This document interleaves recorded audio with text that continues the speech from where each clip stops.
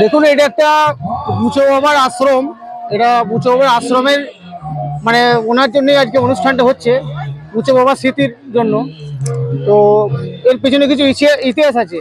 বুচো বাবা কিভাবে এই বুদ্ধ বাবা স্থাপন হয়েছিল? বুচো বাবা অ্যাকচুয়ালি ধরুন একজন ব্রাহ্মণ জাতির লোক ছিলেন। উনি একজন তান্ত্রিক টাইপের মানুষ ছিলেন এবং খুব ভক্তিবান মানুষ ছিলেন। তো উনি একদিন বাড়ি ফিরছিলেন। উনি বাড়ি ফেরার পথে এই মেঠো রাস্তা দিকে যাচ্ছিলেন। তো হঠাৎ চোরের সম্মুখে হয়েছিলেন। সম্মুখে পড়ার পর ওনাকে মানে গলা কেটে মার্ডার করে দিয়েছিলেন চোরেরা।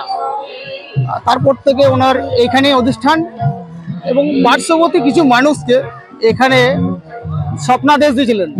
দেওয়ার পর থেকে আমাদের অনুষ্ঠানের সূচনা হয়েছিল। আনুমানিক কত বছর আগে স্থাপন হয়েছিল? আনুমানিক এটা আপনার হতে পারে ধরুন প্রায় 300-400 বছর আগে তো হবেই। আর এই আজকের দিনে কি বুদ্ধ বাবা স্থাপন হয়েছিলেন? হ্যাঁ হ্যাঁ, পৌষ মাসেই আর মাঘ মাসে আপনার হয়েছিল। মাঘ মাসের 4 তারিখে পড়ছে আপনার। আর এই দিনে আজকের দিনে আপনাদের যে একটা অন্নভোগ দেখলাম যে অন্নভোগ বিতরণ চলছে, কত মানুষের জন্য অন্নভোগ করা হয়? এটা দেখুন আনুমানিক 18 থেকে 20,000 মানুষ আমাদের ভক্ত এখানে বাবার প্রসাদ খান। এটা আমাদের আইডিয়া। তবে গত বছর থেকে হয়তো বেশি হয়েছে, এই বছর আরো ভক্তের সমাগমটা বেশি হয়েছে একটু। দীর্ঘদিন আরো বেড়ে যাবে হয়তো। কিছু মানুষ যদি সাহায্য এগিয়ে আসে বা সাহায্য করে। এই যে মানুষের সমাগম ঘটে, এটা তো ভালো বাজেটের খরচাও হয়। এই খরচা করতে গেছে এই যে খরচাটা অ্যাকচুয়ালি দেখুন, এই আশ্রমের আমরা কয়েকজন 10-12 জন দায়িত্বে আছি, এই লোকাল স্থানীয় সংসার এলাকার মানুষেরা। তো আমরা বাড়ি বাড়ি পার্শ্ববর্তী গ্রামে গিয়ে কিছু কালেকশন করি, কিছু অর্থ যে যেমন সাহায্য করেন। তো সেই চাল ডাল এবং আমরা কিছু অর্থ সাহায্য পাই। ওই অর্থ সাহায্য থেকেই আমরা আজকে বাবার এই অনুষ্ঠানটা পরিচালনা করছি। দেখা যাচ্ছে ছোট ছোটখাটো কিন্তু দোকান বসে বা এরকম কি কদিন চলে আপনাদের এই অনুষ্ঠান? আমাদের অনুষ্ঠান আপাতত 2 দিন চলে। আগামী দিনে কি বড় কোনো করার সম্ভাবনা, যে বড় কোনো অনুষ্ঠান হবে এরকম? সেটা আমরা স্বপ্নও দেখছি যে বড় কিছু করার চেষ্টা করব, কিন্তু আর্থিক পরিস্থিতির জন্য আমরা বড় কিছু করার মানে সেরকম পরিকল্পনা পাচ্ছি না।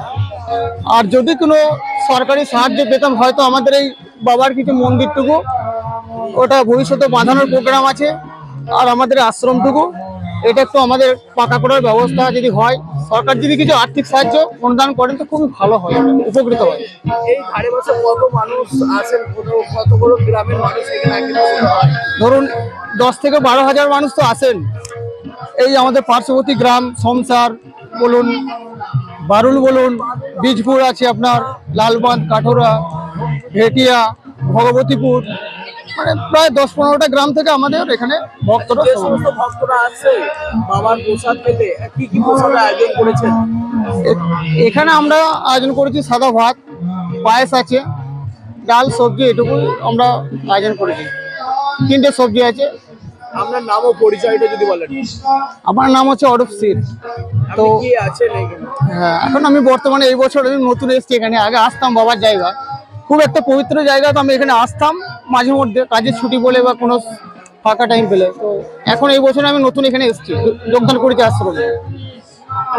আমার থেকেও সিনিয়র আছেন, ইনি এই যে ম্যানেজার আছেন, হেড ম্যানেজার জল বাগদি আর সাহেব বাগদি, ভালো নাম। আর ওইদিকে আছে আপনার ষষ্ঠী বাগদি, সংসারে বাড়ি এনাদের।